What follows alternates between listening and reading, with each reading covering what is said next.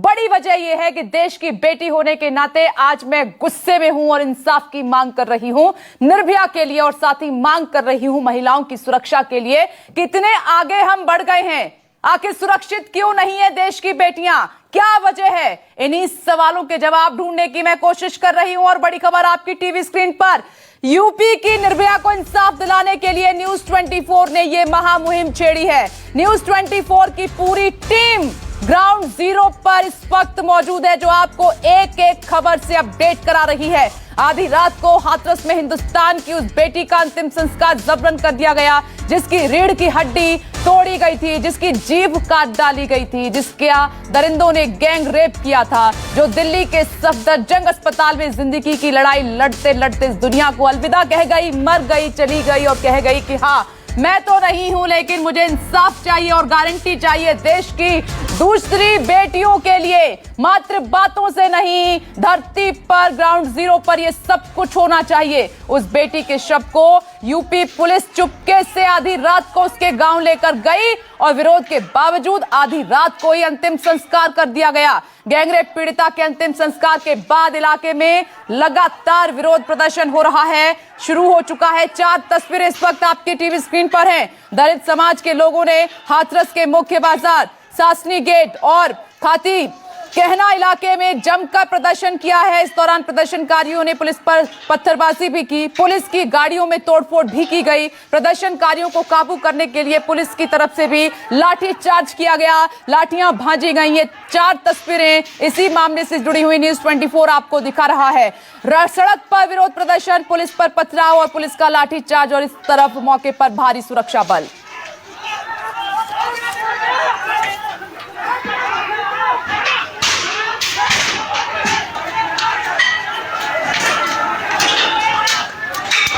तो ये 4 तस्वीरें इस केस से जुड़ी हुई हम आपको दिखा रहे हैं, लेकिन इस बीच न्यूज 24 लगातार लोगों से अपील भी कर रहा है कि आप शांति व्यवस्था को बनाए रखें। ये मुद्दा बहुत बड़ा है, ये लड़ाई है इंसाफ के लिए, और ये न्यूज 24 की बड़ी मुहिम है लड़कियों की सुरक्षा के लिए। और इस वक्त आप टीवी स्क्रीन पर देख रहे हैं, तमाम मेहमान भी चर्चा के लिए जुड़ गए हैं। साथ ही ग्राउंड जीरो से राहुल प्रकाश, जो कि लगातार इस खबर को कवर कर रहे हैं दिन रात जुड़कर। आप देख रहे हैं स्वाति मालीवाल मेरे साथ जुड़ गई हैं। इधर आप देख रहे हैं रेखा अग्रवाल एडवोकेट हैं, मैडम मेरे साथ मौजूद हैं। और इधर आप देख रहे हैं एक और मेरे साथ मेहमान सुप्रिया श्रीनेत जी, कांग्रेस स्पोक्स पर्सन है, मेरे साथ जुड़ गई है। मैडम, आज मैं किसी का स्वागत नहीं करूंगी, आज मैं किसी का स्वागत नहीं करूंगी, किसी के स्वागत का दिन आज नहीं है। हाथरस कांड पर लखनऊ में कांग्रेस का प्रदर्शन जारी है। सीएम हाउस के बाहर कांग्रेस कार्यकर्ताओं ने प्रदर्शन करना शुरू कर दिया है। पुलिस ने प्रदर्शनकारियों पर लाठी चार्ज भी किया है। ये सब कुछ वहां पर हो रहा है। देश की एक एक तस्वीर न्यूज 24 आपके सामने रख रहा है, और इससे भी इनकार न्यूज 24 नहीं कर रहा है कि जब भी इस तरीके के मुद्दे आते हैं तो सियासत भी चरम पर होती है। अब जरा तस्वीरों को गौर से देख लीजिएगा कि निर्भया को, हाथरस की इस बेटी को इंसाफ दिलाने के लिए क्या क्या हो रहा है। लखनऊ से तस्वीरें जहां पर कांग्रेस के तमाम कार्यकर्ता पहुंचे और वहां पर सीएम हाउस के बाहर जोरदार प्रदर्शन किया जा रहा है। पुलिस वहां पर मुस्तैद है, कड़ी सुरक्षा है, और इन कार्यकर्ताओं को रोकने की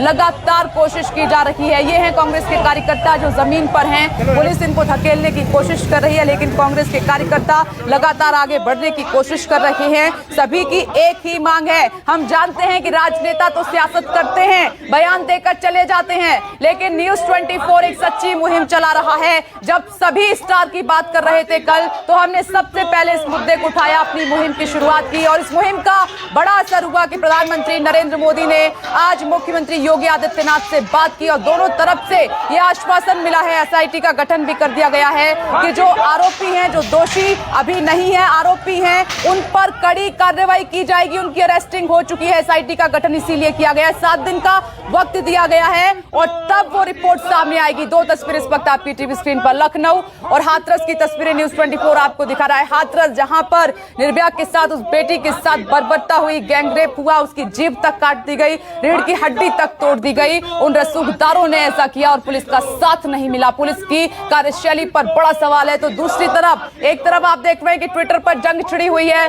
तो अब सीएम हाउस के बाहर लखनऊ में कांग्रेस के कार्यकर्ता जो हैं जमीन पर उतर आए हैं और वहां पर जो है नारेबाजी की जुटा रही है, लेकिन पुलिस लगातार पीछे धकेलने की कोशिश कर रही है। और हाथरस में लोगों का गुस्सा फूटा। जिस तरीके से पुलिस प्रशासन का रवैया इस पूरे मामले पर बना हुआ है, पुलिस ने घर वालों को आश्वासन में ना लेते हुए वहां पर बेटी का अंतिम संस्कार भी कर दिया गया और मां चीखती चिल्लाती रही कि आंगन में रख दो एक बार बेटी का शव, मैं आखिर बार हल्दी लगाना चाहती हूं और उसके बाद ले जाना। लेकिन पुलिस ने एक बार भी नहीं सुना और मां का कलेजा ऐसे ही जलता रहा। चीख पुकार मां करती रही। ऐसी पुलिस कैसे हो सकती है? बेरहम और अमानवीय पुलिस कैसे हो सकती है?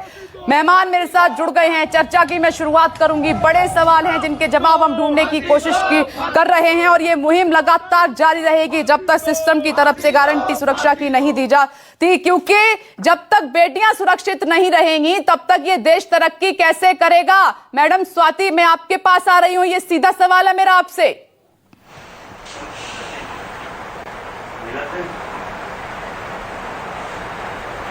जी, जो हाथरस में हुआ है उससे पूरे देश की रूह कांपी है। एक 19 साल की लड़की, उसको इतनी बर्बरता से रेप करा गया, उसकी रीढ़ तक तोड़ दी, उसकी जीभ काट ली गई, वो मर गई। और इतना बुरा हाल होने के बाद जो यूपी पुलिस और यूपी सरकार है, उसकी जवाबदेही कौन तय करेगा? ना तो उन आदमियों को तुरंत उनके खिलाफ FIR दर्ज करी गई, ना उनको समय सीमा में अरेस्ट करा गया, ना लड़की को समय रहते हुए प्रॉपरली दिल्ली में सही समय पे शिफ्ट करा गया। तो ये सारी जिम्मेदारी कौन फिक्स करेगा? और यहां तक कि जब लड़की नहीं रही तब उसकी मां के सामने, उसके पिताजी के सामने उनको कमरे में बंद करके जबरदस्ती लड़की को जला दिया गया। ये कहां का न्याय है? हमने सुप्रीम कोर्ट को पत्र लिखा है आज, क्योंकि मुझे ऐसा लगता है कि अब इस केस में अगर कोई मदद कर सकता है तो वो सिर्फ सुप्रीम कोर्ट है। मैंने उन्हें पत्र लिखा है, चीफ जस्टिस ऑफ इंडिया को आज पत्र लिखा है कि प्लीज इसमें इंटरवीन कीजिए, तुरंत इन आदमियों को फांसी की सजा दिलवाइए। और वो जो यूपी सरकार है और यूपी सरकार के जो भी पुलिस ऑफिशियल्स हैं, जो जिम्मेदार है, उनको सख्त से सख्त बड़े कड़े कानून बने, आवाजें भी बुलंद हुई। कहां कुछ असर है? बेटियां अब भी सुरक्षित नहीं है मैडम।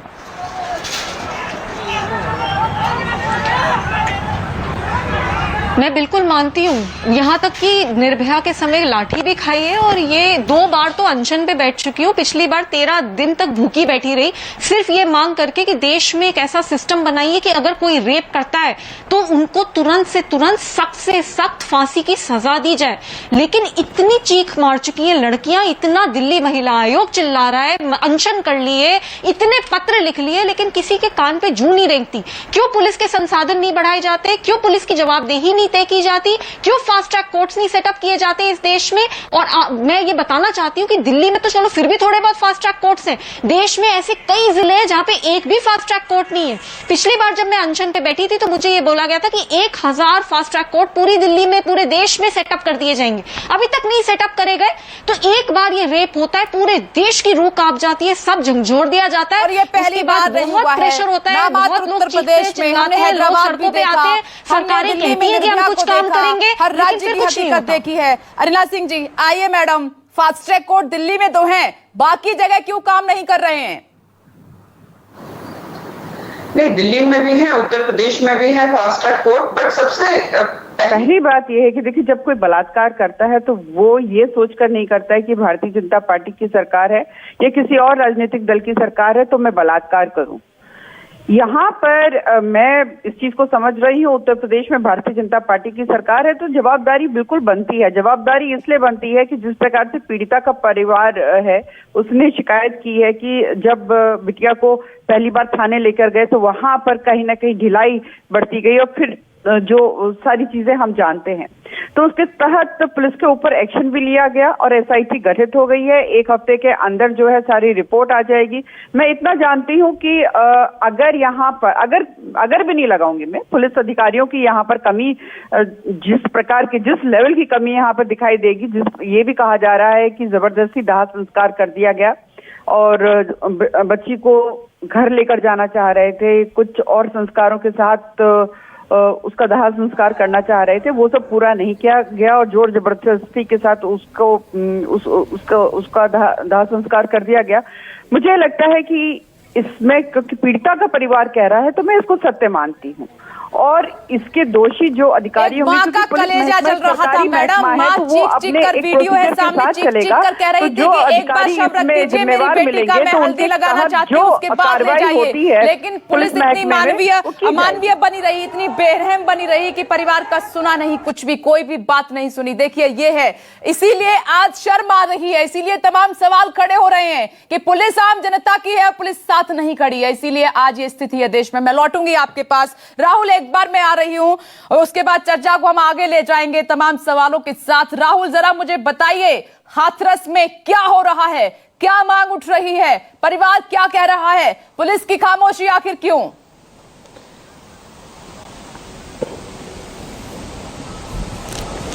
देखिए, परिवार की मांग लगातार जिस तरीके से विरोध दर्ज करा रही थी, जो एक मां का दर्द है वो वही समझ सकता है जिसने अपना खोया है। क्योंकि जब डीएम एसएसपी यहाँ पहुंचे थे, नंगे पांव भागती हुई उनके पीछे पीछे दौड़ी, उनका परिवार उनके पीछे पीछे दौड़ा। वो अपनी बात रखना चाहती थी, बात करना चाहती थी, क्योंकि प्रशासन ने ये कहा कि हमने परमिशन ली, उनको बताया कि दाह संस्कार करना है, अंतिम संस्कार करना है, आप आइए। वो प्रशासन का कहना था, परिवार ने कहा कि हमसे नहीं कहा गया। यही वजह थी, उनको गुस्सा था, वो सड़कों पर आए।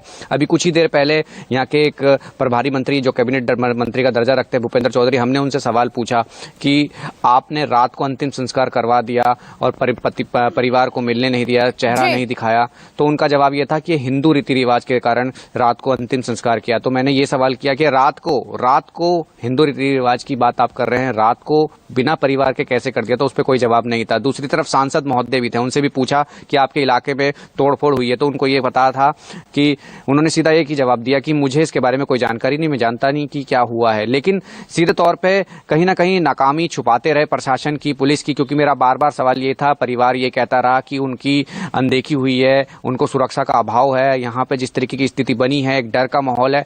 तो यहाँ मिलने सब आ रहे हैं, आश्वासन की बात, जो परिवार को डर का माहौल है, जो जिस तरीके की स्थिति बन गई है, वो चाहते हैं कि एक पूर्ण रूप से एक हल निकले, एक चीज की सुनवाई हो। क्योंकि अब तक कुछ नहीं हुआ, एक लंबा वक्त बीत गया है। परेशानी जो है परिवार की है, अभी भी परेशान है। तमाम लोग जुटे हुए हैं, लगातार कोशिश ये कर रहे हैं उनको समझाने की हाँ तमाम चीजें सही हो जाएंगी, लेकिन ऐसा नहीं लग रहा, क्योंकि अभी भी लगातार एसडीएम, डीएम, एसपी तमाम चक्कर लग रहे हैं, नेताओं के चक्कर लग रहे हैं। राहुल, इसीलिए न्यूज़ 24 ये सवाल खड़े कर रहा है कि जब पुलिस की तरफ से कोई लापरवाही नहीं थी, कमी नहीं थी, तो पुलिस ने इतनी जल्दबाजी आखिर क्यों दिखाई? क्यों मां की एक पुकार नहीं सुनी? क्यों परिवार का दर्द अनदेखा कर दिया? क्यों इतनी जल्दबाजी में बेटी का अंतिम संस्कार कर दिया? और क्यों पुलिस वहां से भागती हुई नजर आई? क्यों पुलिस न्यूज़ 24 के सवालों से बचती हुई नजर आई? राहुल, अपनी नजर बनाए रखिएगा, लगातार मैं अपडेट आपसे लेती रहूंगी। देखिए, रात भर न्यूज़ 24 के रिपोर्टर राहुल प्रकाश वहां पर डटे रहे, लेकिन प्रशासन अपनी मनमानी करता रहा। बिना देरी किए सीधे मैं आपके पास आ रही हूं। मैडम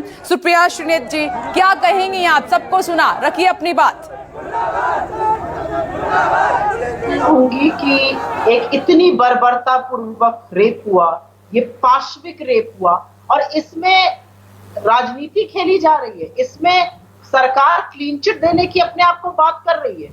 आज बीजेपी की प्रवक्ता है, सब कुछ भूल जाइए जो पुलिस ने किया। 8 दिन तक रेप की एफआईआर नहीं लॉन्च हुई, और वो तो छोड़ दीजिए, आधिकारिक तौर पर आगरा की पुलिस ने और मुख्यमंत्री के सूचना सलाहकार ने इसको फेक न्यूज बताया था। ये आधिकारिक स्टैंड था यूपी गवर्नमेंट का कि ये फेक न्यूज है। और आज आप एसआईटी का गठन करते हैं। मेरा सिर्फ एक सवाल है, अगर आप एसआईटी का गठन करते हैं और ये लचर कानून व्यवस्था आपके राज में है, तो क्या मुख्यमंत्री योगी आदित्यनाथ उस एसआईटी के सामने आएंगे? आप जिम्मेदारी लेंगे उस लचर कानून व्यवस्था की? आप जिम्मेदारी लेंगे कि उसके परिवार को उसका दाह संस्कार नहीं करने दिया गया? वो सफदरजंग अस्पताल में खड़े थे और उसका शव भेज दिया गया हाथरस। कौन लेगा इसकी जिम्मेदारी? आज देश में गुस्सा है, जवाब चाहता है। और अगर आपसे शासन नहीं समझ रहा, अगर आपके राज में कानून व्यवस्था बहुत पंचर बना चुकी है, एक भी बेटी सुरक्षित नहीं है, तो करिए रिजाइन और दूसरे आदमी को शासन चलाने दीजिए, क्योंकि आप उस लायक नहीं है जो निर्णय से भी ज्यादा। बड़ा सवाल उठा दिया है सुप्रिया श्रीनेत जी।